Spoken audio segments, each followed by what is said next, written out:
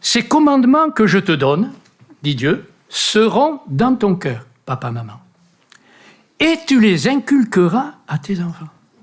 Ce que tu crois, ce que tu vis, ta foi, tu inculquer, c'est plus que communiquer. Hein. Inculquer, tu les inculqueras à tes enfants, tu en parleras quand tu seras dans ta maison, tu en parleras quand tu iras en voyage, il y a des occasions, tu en parleras quand tu te coucheras, avant de faire dodo, on peut en parler avec les petits, et tu en parleras quand tu te lèveras.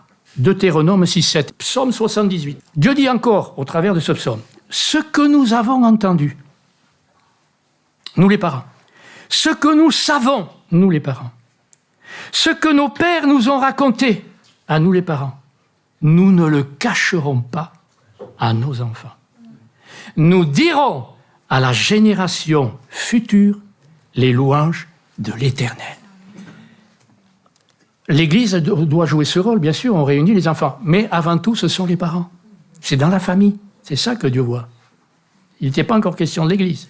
Dans l'Évangile, vous connaissez ce passage, il y a des gens qui amènent des enfants à Jésus pour que Jésus les bénisse. Vous savez ce qui est arrivé? Les disciples étaient avec Jésus. Quand ils ont vu ces gens, il est dit des gens, arriver avec des enfants, n'est-ce pas? Les disciples ont manifesté leur indifférence, et même dans la Bible, il est dit leur indignation. Ils étaient indignés. Leur mépris envers ces enfants et envers ceux qui amenaient ces enfants vers Jésus. Voyez les comportements charnels? On les retrouve. Jésus, il est toujours à l'opposé. Marthe et Marie, il a été à l'opposé de ce que Marthe disait. Et là, Jésus réagit et il nous est dit que Jésus, il est indigné. Une indignation quand il voit ça. Il est scandalisé. Et il dit à ses disciples, « Oh, laissez venir à moi. Oh, laissez les enfants venir à moi. » Ça veut dire que les enfants ont un cœur disposé. Ils ont un cœur disposé et ne les empêchez pas. On peut les empêcher, je ne veux pas entrer dans les détails, mais on peut les empêcher par négligence, en ne tenant pas compte de ces choses, ou par un mauvais témoignage, etc. Nous voulons être de ceux qui amènent les enfants à Jésus. C'est notre responsabilité en tant que parents, grands-parents, église et amis. Qui sèmera dans leur cœur la parole de Dieu si nous ne le faisons pas? Le monde, lui aussi, sème. Hein. Alors, à l'heure actuelle, plus que jamais. Hein. C'est terrible ce qu'on prépare pour les enfants. Sans mesure. Et nous voyons ce que produisent ces semences. Alors, faisons connaître le Sauveur, racontons ses bienfaits, répétons ses enseignements afin que les enfants le connaissent personnellement et qu'il devienne leur ami, leur Sauveur. Beaucoup se convertissent et puis suivent. D'autres ne se convertissent pas, mais je vous garantis, j'ai des beaux témoignages.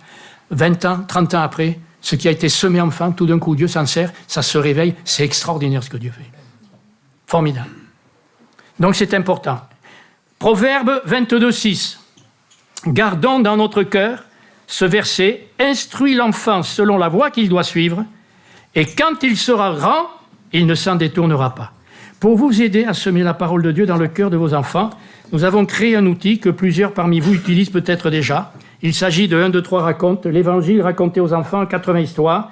C'est un outil adapté aux enfants qui vous permet de vivre avec eux des moments bénis, à la maison, de lecture, d'écoute, de partage. C'est une façon de les amener à Jésus. Vous retrouverez sur le site, il y a un site, 1, 2, 3 raconte, les textes des 80 histoires, ainsi que les vidéos et les audios.